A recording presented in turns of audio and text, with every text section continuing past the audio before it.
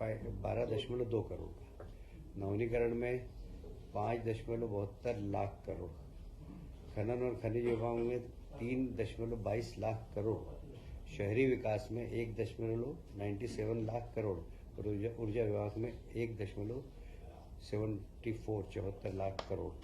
इस प्रकार कुल प्रस्ताव पास हुए थे और ये धरातल पर उतरे। इसके लिए माननीय मुख्यमंत्री जी निर्देश दिए हैं कि सारे प्रमुख सचिव हर सप्ताह में अपने अपने विभाग की समीक्षा करें और माननीय मुख्य सचिव 7 दिन में और माननीय मुख्यमंत्री जी मुख्य सचिव 1 दिन में महीने भर में और माननीय मुख्यमंत्री जी 2 माह में इसकी समीक्षा करेंगे। हमारी कोशिश होगी कि इसमें 100% जितने भी एमओयू हुए वो धरातल पर उतरे। इसमें हमारी संभावना ये है कि लगभग इसमें 21 लाख से ज़्यादा रोजगार मध्य प्रदेश के नौजवानों को मिलेंगे। एक बहुत ही महत्वपूर्ण निर्णय आप जानते हैं कि भारतीय जनता पार्टी ने अपने संकल्प पत्र में घोषणा की थी कि हम किसानों को 2700 रुपये प्रति क्विंटल एमएसपी पर गेहूं खरीदेंगे। हम उसके करीब पहुंचते जा रहे हैं। इस बार कैबिनेट ने निर्णय लिया है कि किसानों का गेहूं हम 2600 रुपये प्रति क्विंटल पर उपार्जन करेंगे।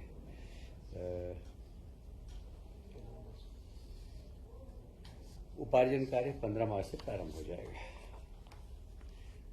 उसी प्रकार धान उपार्जन, हमारे यहाँ धान 3-4 जिलों में बहुत अच्छी होती है, तो उनको भी 4000 प्रति माह प्रोत्साहन राशि प्रति हेक्टेयर जी प्रति हेक्टेयर दी जाएगी।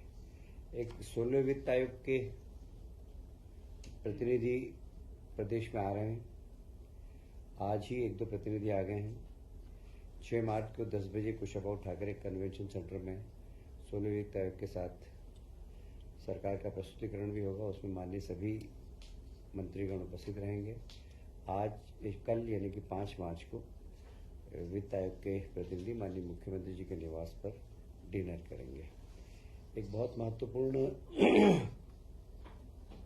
कार्यक्रम और माननीय मुख्यमंत्री जी का बहुत ही ये प्रिय कार्यक्रम है जय गंगा जल संवर्धन अभियान। पिछले वर्ष भी इसमें काफ़ी सफलता मिली थी। इस बार भी 30 मार्च से 30 जून तक आयोजित होगा। संपूर्ण प्रदेश में जितनी भी हमारी वाटर बॉडीज़ है, जल संरचना है, उनका संवर्धन करना और पानी को जितनी भी वाटर बॉडीज़ है उनको संभालना इसका मुख्य उद्देश्य है। और इसी के साथ साथ वाटर रिचार्जिंग के लिए भी हम लोगों को प्रोत्साहित करेंगे। अभियान कब से? 30 मार्च से 30 जून। 30 मार्च से 30 जून ये अभियान चलेगा। विक्रम उत्सव अभी प्रारंभ हो गया है उज्जैन में। 26 फरवरी से 30 मार्च का आयोजन होगा। इसमें 30 मार्च को गुड़ी पड़वा भी है और गुड़ी पड़वा आप जानते हैं कि भारतीय कैलेंडर का प्रथम दिन है और मध्य प्रदेश की सरकार उसे मनाती है।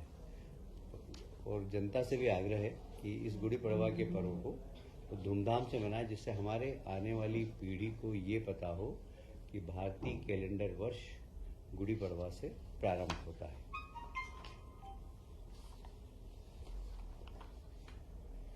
आप सब जानते हैं कि जैसे ही माननीय मुख्यमंत्री ने शपथ ली थी, वैसे ही 1 महीने तक किसानों के सीमांकन पटांकन के कार्यक्रम एक अभियान की तरह चलाए थे।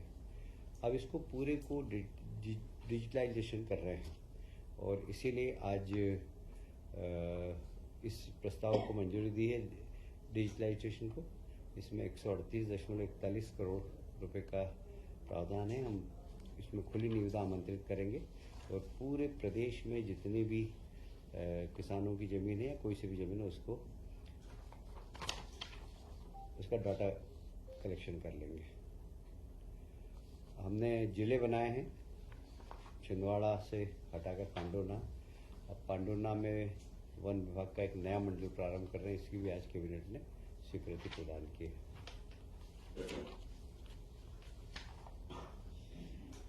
आप सभी जानते हैं कि माननीय प्रधानमंत्री जी हमेशा एक बात कहते हैं कि बच्चे जो उनका जो बच्चा होता है आंगनवाड़ी का, उसकी जो बचपन के दिन होते हैं 1000, और वो आंगनवाड़ी में पढ़ता है। वहाँ पर ही अगर उसको संस्कार दे दिए जाएँ, अच्छी खिलाई पिलाई कर दी जाए, तो वह एक अपने जीवन में अच्छा बनता है।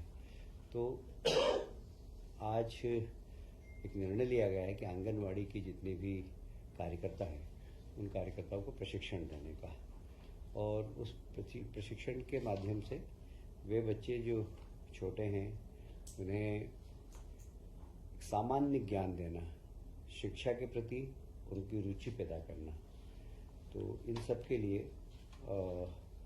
आंगनवाड़ी कार्यकर्ताओं को एक प्रशिक्षण देकर उनका एक दृष्टिकोण बनाएंगे कि इन बच्चों का किस प्रकार विकास करना चाहिए, क्योंकि आंगनवाड़ी कार्यकर्ता उसको एक सरकारी नौकरी की तरह नहीं करे, इस प्रकार करें कि हमारे बच्चे और हमें इन्हें संस्कार देना और हमें शिक्षा के प्रति आकर्षित भी करना है। तो वहाँ पर बच्चों के जो छोटे छोटे खेल होते हैं वो भी, और यह केंद्र प्रवर्तित आंगनवाड़ी पोषण 2.0 योजना के अंतर्गत पोषण भी और पढ़ाई भी, इसके अंतर्गत इस कार्यक्रम को लिया गया है। इसमें परियोजना विकास अधिकारी और T3 जो कार्यकर्ता है उन सबको मास्टर टीचर बनाना, ये इसका उद्देश्य हो गया जी। टीएनसीपी का एक एक्ट था, क्या वो विधानसभा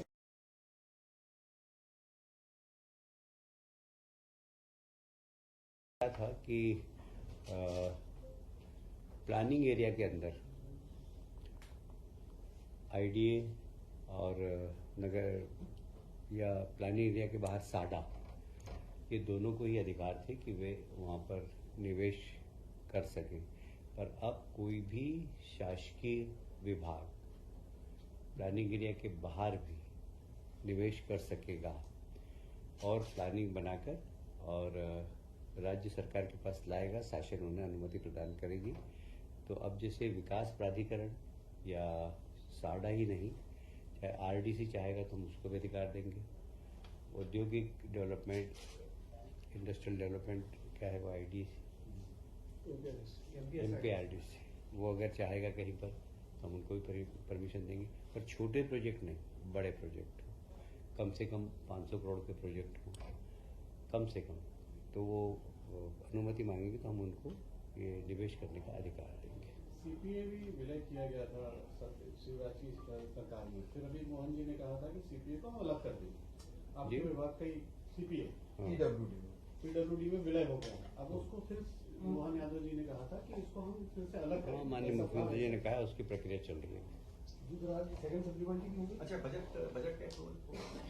बजट के बारे में टिप्पणी करना उचित नहीं।